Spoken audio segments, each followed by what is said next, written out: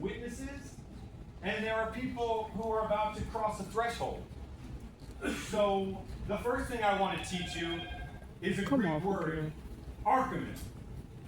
Whoa, wait a second, wait a second. Oh, that was I gotta start over. I asked how many people have been to a ritual, but I was not prepared for that. Let me just try that one more time. Argument! Argument! Okay. So, argument is our first call and response. And argument is a Greek word, and it means we begin. And it's the word that we use to begin each workshop, but it's also the word that we use to end each workshop.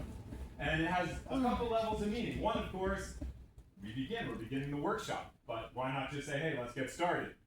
Well, one thing is that it's something we repeat as part of our ritual. You know, it's, again, something that's a little bit elevated and out of the ordinary. The other reason we say we begin is because we want to remind ourselves every time that when an individual comes home from the experience of incarceration for a year, 5 years, 10 years, 20 years, 30 years, 32 years, and you've gone in at 19 and you're coming home in your late 30s or in your late 40s, you have to remember that you're beginning. You're beginning again. And every day when you wake up and you struggle to find a job, to find secure housing, to repair with your family, to continue to work on an addiction you've been struggling with, whatever it is, argument, we begin. And the last reason why it's Greek, why it's ancient Greek, the word theater comes from a Greek word theatron, and it means the seeing place. And in ancient Greece, theater and democracy were sort of born together. They're sort of twins. And people would come to the seeing place to witness representations of power and of life and of moral conundrums, to wrestle with what it meant to be a citizen in a community. And I don't know about you, Western civilization seems to have gone off the rails the last couple of years, decades, I don't know.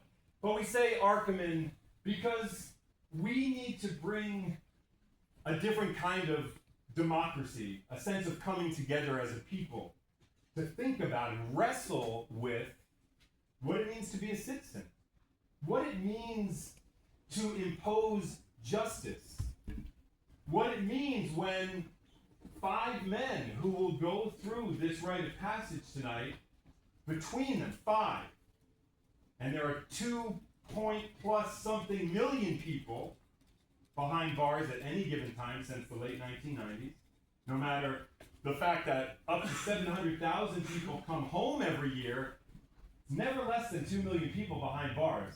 It keeps going and going. And then if you add the people who are on parole, and you add people in county, and you add people in federal, we have a second invisible to many society of people who have been through this punishment system. So of all those, we've only got 5 men, and between them, they've spent 119 years in cages. 119 years for these 5 guys. So then as a people, we need to wrestle with that. Are we feeling safer in our society because we put them in cages? Has crime decreased in any meaningful way? What is our responsibility as taxpayers who spend $180 billion a year for this system to keep people locked in cages like animals? Many from the time they're teenagers.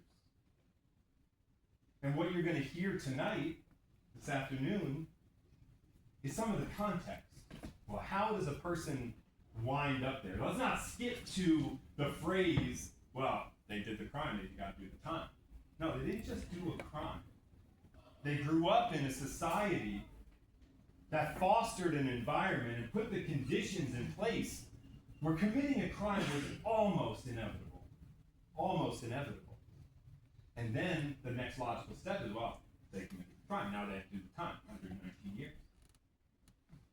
So that's what we're doing here. we're beginning a conversation together and reflecting together. And I hope imagining together, because what abolition means is not, let's close all the prisons tomorrow and let everyone free and we'll just see what happens, hope for the best. No, abolition, if we listen to people like Angela Davis and Mariam Kaba and other people who have written about abolition literature, what we're talking about first is the ability to imagine a society in which prisons aren't the only answer to transgression.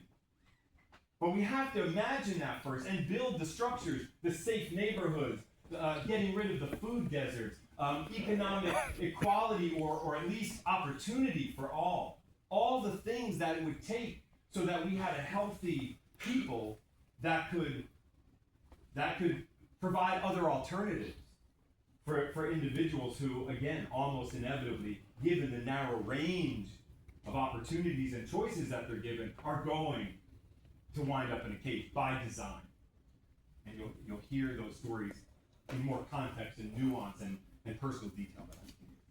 So excuse the extended talk. Normally in Newark we do an hour and a half pre-ritual workshop to orient you to everything, but I want to give you a little bit of that here as Kara Buss. I'm going to jump around for a minute, but I just want to say Kara Buss, the executive director of the Perkins Center for the Arts, who's been so generous. I just want to thank you.